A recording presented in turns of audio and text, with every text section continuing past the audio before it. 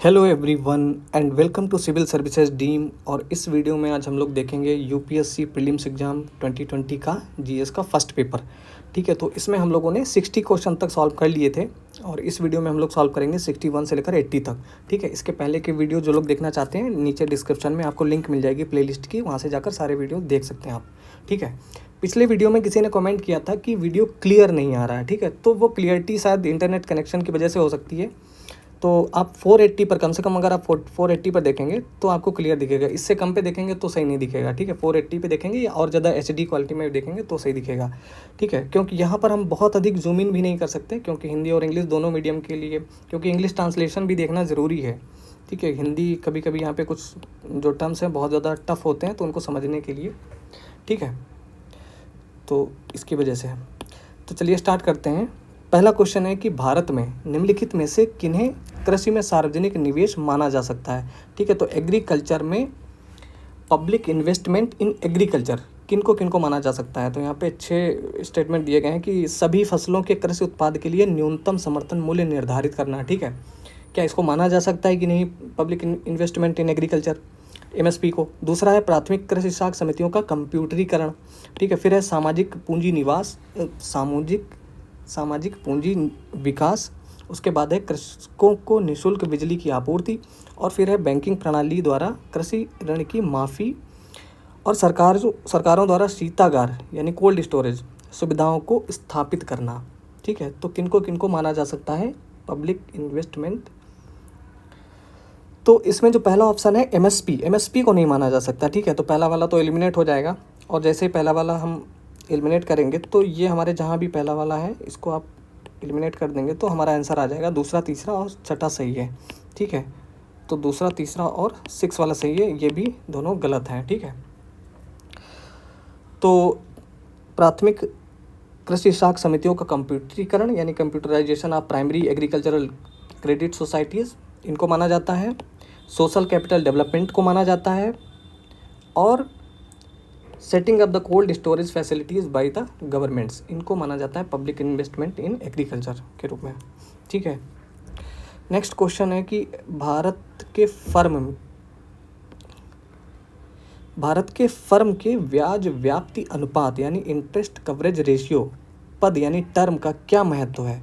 ठीक है, तो क्या महत्व है, यह उस फर्म जिसे बैंक ऋण देने जा रहा है के वर्तमान जोखिम को समझने में मदद करता है। दूसरा स्टेटमेंट है कि यह उस फर्म मतलब आईसीआर जो है, यह उस फर्म जिसे बैंक ऋण देने जा रहा है के आने वाले जोखिम के मूल्यांकन में मदद करता है। तीसरा है कि उधार लेने वाली फर्म का ब्याज व्याप्ति अनुपात यानी आईसीआर इंटरेस्ट कवरेज रेशियो जितना अधिक होगा उसकी ऋण समाशोधन क्षमता उतनी ही खराब होगी। ठीक है, तो बताना यह है कि इनमें से क्या महत्व है आईसीआर का। तो पहला स्टेटमेंट तो यहाँ पे बिल्कुल करेक्ट है कि यह जो है आईसीआर जो है उस फर्म जिसे बैंक ऋण देने जा रहा है के वर्तमान जोखिम को समझने में मदद करता है। मतलब ये समझने में मदद करता है कि ये मतलब जो है वो ब्याज उसका दे पाएगा कि नहीं दे पाएगा। ठीक है, तो पहला करेक्ट है। दूसरा भी करेक्ट है यहाँ पे, या उस फर्म जिसे बैंक ऋण देने जा रहा है कि आने वाले जोखिम के मूल्यांकन में मदद करता है, ये भी सही है। यहाँ पे लिखा हुआ है तीसरा कि ब्याज व्याप्ति अनुपात जितना अधिक होगा उसकी ऋण समाशोधन क्षमता उतनी ही खराब होगी, तो खराब नहीं होगी उतनी ही अच्छी होगी। तो ये तीसरा स्टेटमेंट रॉन्ग है, पहला दूसरा करेक्ट है, ये जो है इसका करेक्ट आंसर है। ठीक है जी, अगला क्वेश्चन है कि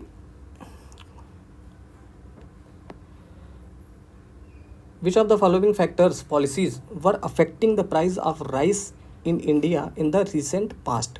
तो हाल ही के बीते दिनों में निम्नलिखित में से कौन से कारक, कौन सी नीतियां भारत के चावल के मूल्य को प्रभावित कर रही थी। ठीक है, 2020 का ये पेपर है तो उसी के रिलेटेड पूछा गया है, उसी के संदर्भ में। तो न्यूनतम समर्थन मूल्य यानी एमएसपी, सरकार द्वारा व्यापार करना, सरकार द्वारा भंडारण करना और उपभोक्ता सहायकियाँ यानी सब्सिडीज़ चावल के मूल्यों। तो यहाँ पर चारों बातें सही हैं। एमएसपी के द्वारा भी मूल्य प्रभावित होगा, सरकार द्वारा व्यापार करने से भी होगा, ग्लोबल मार्केट में अगर डिमांड ज़्यादा होगी तो उससे भी होगा, सरकार द्वारा भंडारण करने से भी होगा, स्टोरेज करने से भी, स्टॉकिंग से भी होगा और स्टॉक करने से भी होगा, और सब्सिडीज से भी होगा। ठीक है, तो यहाँ पे डी इसका करेक्ट आंसर होगा। इसके बाद है 64। यहाँ पूछा गया निम्नलिखित कथनों पर विचार कीजिए और बताना है कौन से सही हैं। पिछले दशक में भारत श्रीलंका व्यापार के मूल्य में सतत वृद्धि हुई है। ठीक है, the value of Indo Sri Lanka trade has consistently increase in the last decade. तो कंसिस्टेंटली इंक्रीज हुआ है, ये स्टेटमेंट यहाँ पे बताया दिया हुआ है। अगला है भारत और बांग्लादेश के बीच होने वाले व्यापार में कपड़े और कपड़े से बनी चीज़ों का व्यापार प्रमुख है। फिर है पिछले 5 वर्षों में दक्षिण एशिया में भारत के व्यापार का सबसे बड़ा भागीदार नेपाल रहा है। ठीक है, तो बताना है कौन कौन से सही हैं। तो पहला स्टेटमेंट तो गलत है कि पिछले डिकेड में, पिछले दशक में जो है भारत श्रीलंका व्यापार के मूल्य में जो है कंसिस्टेंटली इंक्रीज हुआ है। तो कंसिस्टेंटली नहीं, उतार चढ़ाव रहा है। तो पहला तो रॉन्ग है। दूसरा सही है। ठीक है, दूसरा सही है। भारत और बांग्लादेश के बीच में जो व्यापार होता है उसमें ज़्यादातर जो प्रमुख व्यापार है वो कपड़े और कपड़े से बनी चीज़ों के लिए होता है। ठीक है, लगभग 30%। फिर है कि पिछले 5 वर्षों में दक्षिण एशिया में भारत के व्यापार का सबसे बड़ा भागीदार नेपाल रहा है। तो नेपाल नहीं रहा है बल्कि बांग्लादेश रहा है। तो यहाँ पे केवल दूसरा सही है जो कि है बी ऑप्शन। ठीक है जी। अब है क्वेश्चन नंबर 65 देखते हैं।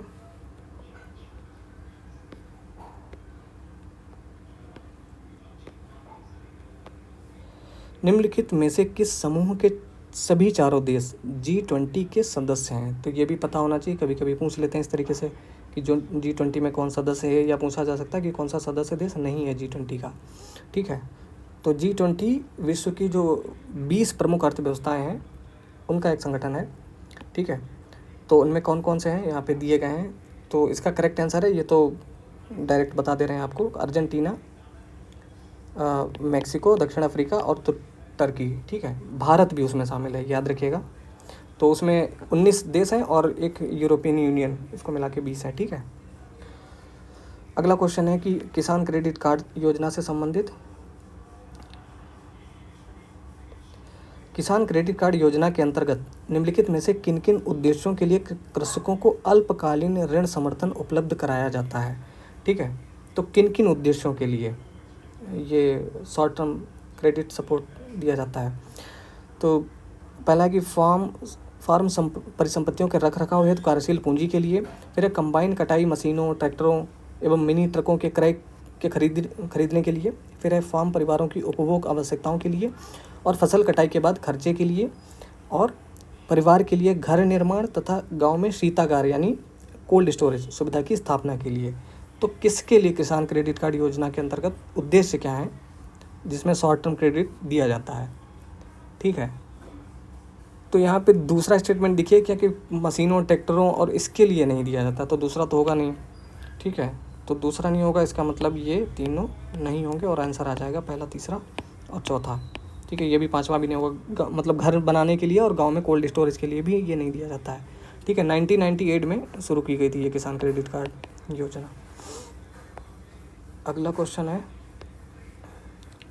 Question number 6। यहाँ क्वेश्चन पेपर देखने का हमारा उद्देश्य ये है कि हम ये जान सकें कि क्वेश्चन किस तरीके से पूछा जाते हैं। ठीक है, बस आंसर जानना या ना जानना उतना इम्पोर्टेंट नहीं है। अगला क्वेश्चन है कि निम्नलिखित कथनों पर विचार कीजिए और बताना है कौन से सही हैं। तो खाद्य वस्तुओं का उपभोक्ता मूल्य सूचकांक यानी CPI, कंज्यूमर प्राइस इंडेक्स में भार यानी वेटेज उसके थोक मूल्य सूचकांक यानी होलसेल प्राइस इंडेक्स में दिए गए भार से अधिक है। फिर है कि WPI सेवाओं के मूल्यों में होने वाली परिवर्तनों को नहीं पकड़ता जैसा कि CPI करता है। फिर है भारतीय रिजर्व बैंक ने अब मुद्रास्फीति के मुख्य मान हेतु तथा प्रमुख नीतिगत दरों के निर्धारण और परिवर्तन हेतु WPI को अपना लिया है। ठीक है, तो बताना यह है कौन कौन से करेक्ट हैं। तीसरा स्टेटमेंट तो गलत है, WPI को नहीं RBI ने अपनाया है बल्कि CPI को अपनाया है, कंज्यूमर प्राइस इंडेक्स को अपनाया है। तीसरा स्टेटमेंट गलत है, तो ये दोनों तो नहीं होंगे, लेकिन अभी भी 2 ऑप्शन है हमारे सामने, तो दूसरा तो होगा ही क्योंकि दोनों में है। ठीक है, WPI जो है सेवाओं के मूल्यों में होने वाले परिवर्तनों को नहीं पकड़ता जैसा कि CPI पकड़ता है, और पहला भी यहाँ पे करेक्ट है। खाद्य वस्तुओं का जो CPI है उसका वेटेज ज़्यादा है, थोक मूल्य में दिए गए भार से अधिक है। ठीक है, तो यहाँ पे पहला दूसरा, इसका मतलब ए जो है इसका करेक्ट आंसर है। क्वेश्चन नंबर 68 है, ज्योग्राफी का क्वेश्चन पूछ लिया यहाँ पे। नदियों से संबंधित है, कंसिडर द फॉलोइंग पेयर्स। तो नदियाँ दी गई हैं यहाँ पे 4 और कहाँ जाकर मिलती हैं ये जो है बताना है। तो मेकोंग नदी, अंडमान सागर, थेम्स, आयरिश सागर, वोल्गा, कैस्पियन सागर और जम्बेजी हिंद महासागर। ठीक है, तो कौन कौन से इसमें करेक्ट सही मैच्ड है, करेक्टली मैच्ड कौन कौन से हैं ये बताना है। तो मेकोंग नदी अंडमान सागर में जाके नहीं गिरती, बल्कि ये साउथ चाइना सी में गिरती है, साउथ चाइना सी, दक्षिणी चीन सागर में जाकर गिरती है। ठीक है, तो पहला तो होगा नहीं। थेम्स जो है या टेम्स, आयरिश सागर यहाँ पे लिखा हुआ है जो कि गलत है, जो कि उत्तरी सागर में जाकर गिरती है। ठीक है, उत्तरी सागर में। और ये मेकोंग नदी जो है दक्षिणी चीन सागर या दक्षिणी चीन सागर में जाकर गिरती है। ठीक है, तो पहले दूसरा गलत है। वोल्गा सही है, कैस्पियन सागर में जाकर गिरती है और जाम्बेजी भी हिंद महासागर में गिरती है। तो सी जो है इसका करेक्ट आंसर होगा। इसके बाद है क्वेश्चन नंबर 69।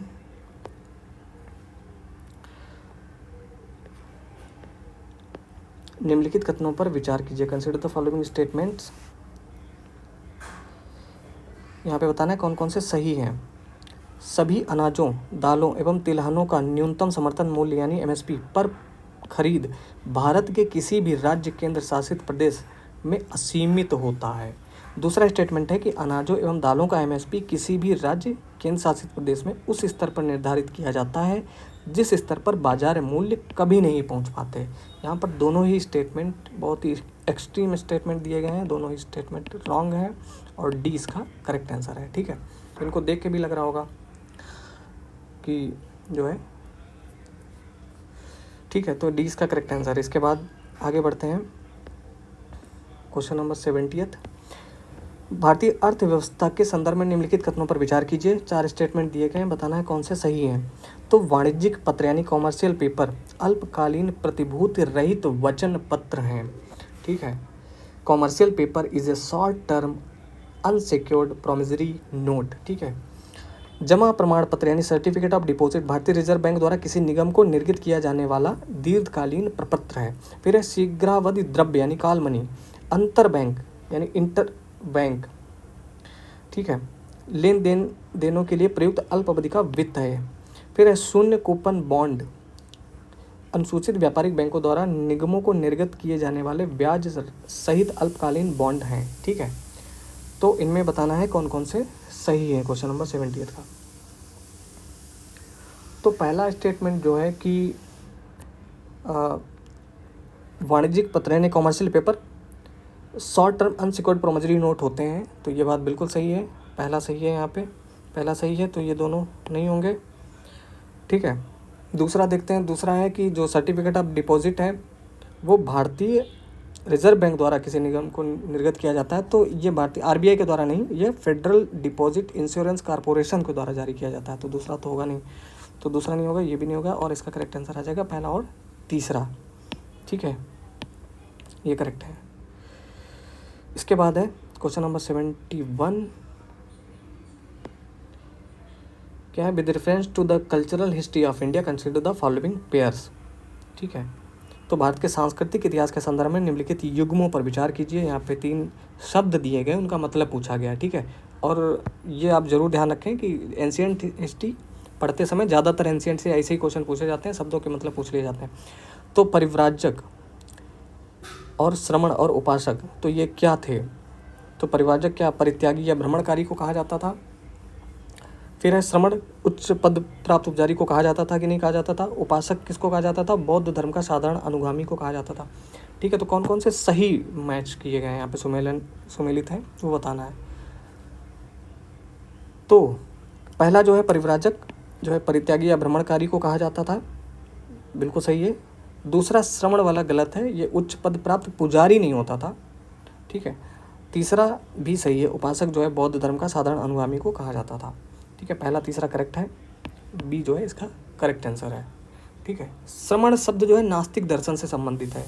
ठीक है, साधु या भिक्षु से संबंधित है, मतलब कोई ऐसा उस टर्म से, और श्रम से इसका संबंध है, ना कि उच्च पद प्राप्त पुजारी, मतलब उनका जो काम था।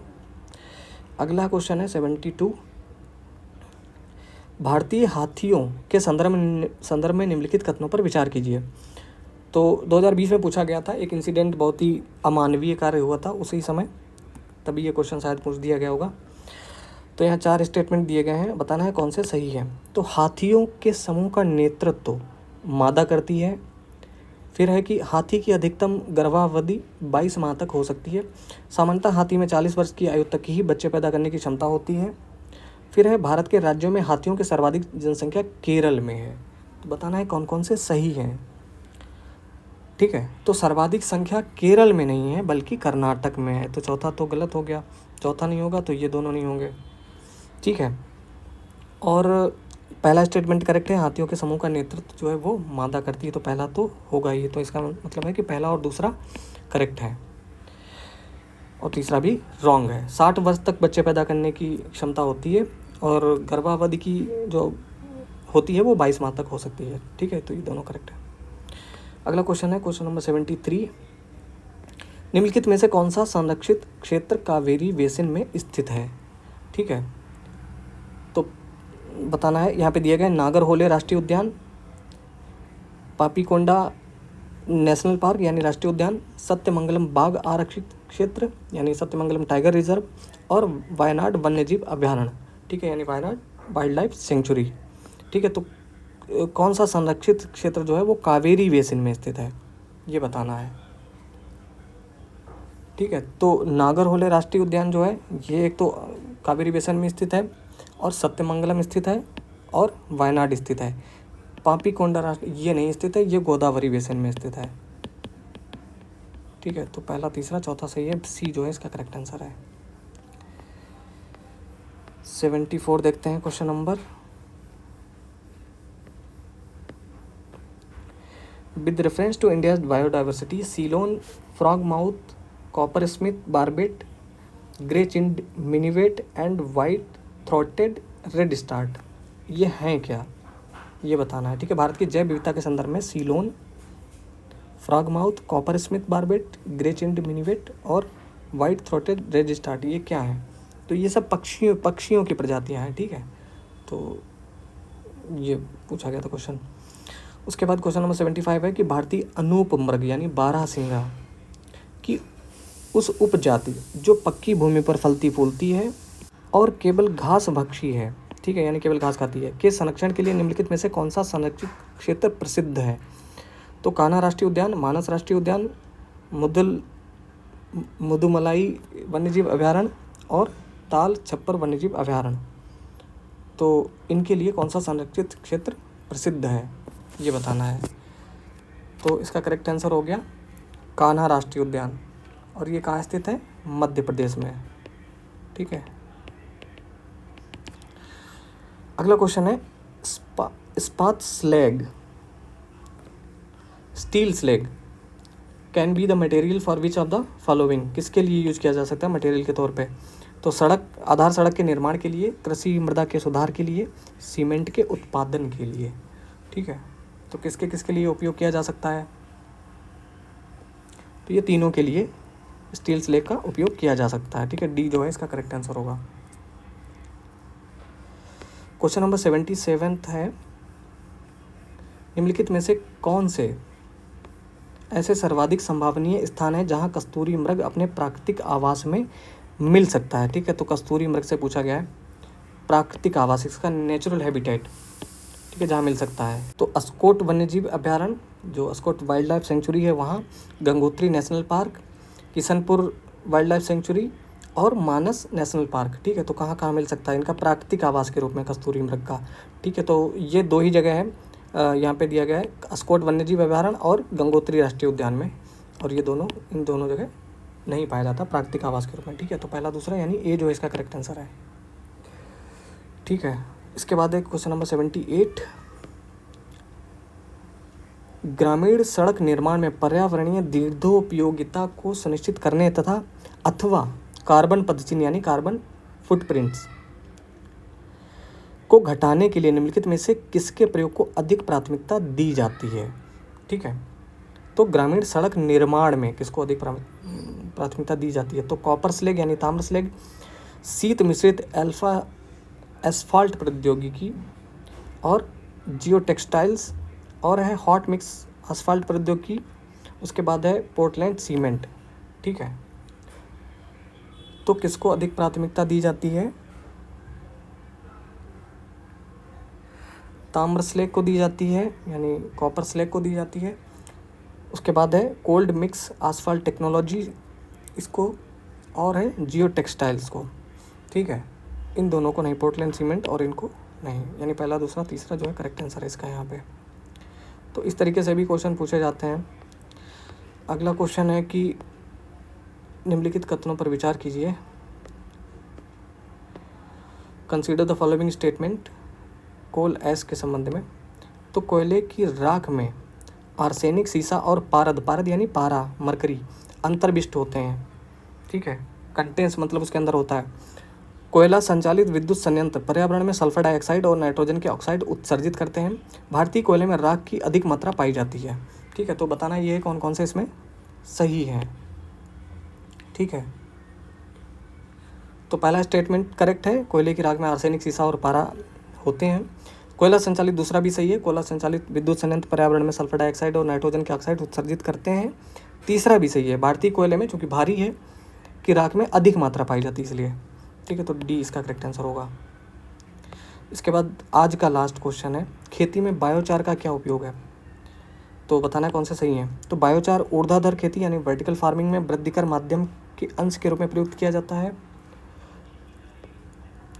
यानी biochar can be used as a part of the growing medium in vertical farming.